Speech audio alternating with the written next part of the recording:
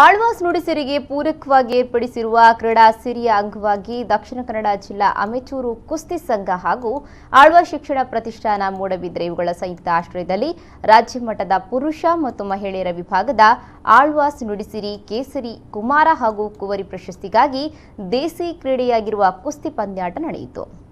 ರಾಜ್ಯದ ವಿವಿಧ ಭಾಗಗಳಿಂದ ಬಂದಿರುವ ಕ್ರೀಡಾಪಟುಗಳು ಈ ಕ್ರೀಡೆಯಲ್ಲಿ ಸ್ಪರ್ಧಿಸಿದ್ದರು. ಒಟ್ಟು 4 ವಿಭಾಗಗಳಲ್ಲಿ ಈ ಪಂದ್ಯಾಟ ನಡೆಯಿತು.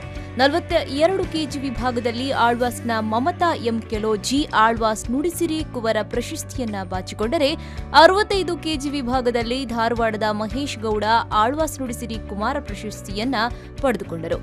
ಅಲ್ಲದೆ 86 ಕೆಜಿ ವಿಭಾಗದಲ್ಲಿ ಬಾಗಲಕೋಟೆಯ ಗೋಪಾಲ್ ಕೋಳಿ ಆಳ್ವಾಸ್ ನುಡಿಸಿರಿ ಕೇಸರಿ ಪ್ರಶಸ್ತಿಯನ್ನ ತಮ್ಮ ಮುಡಿಗೇರಿಸಿಕೊಂಡರು.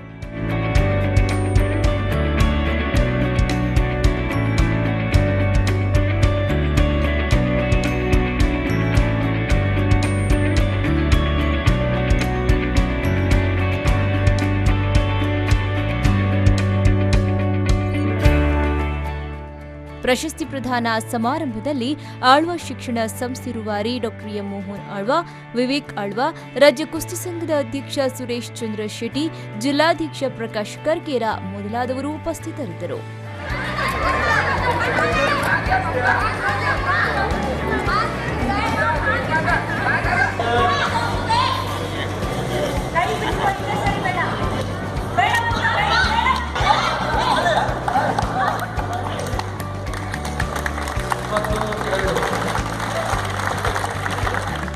ಶರಸಾಲಿಯಾನ್ ವಿ4 24/7 ಮಂಗಳೂರು.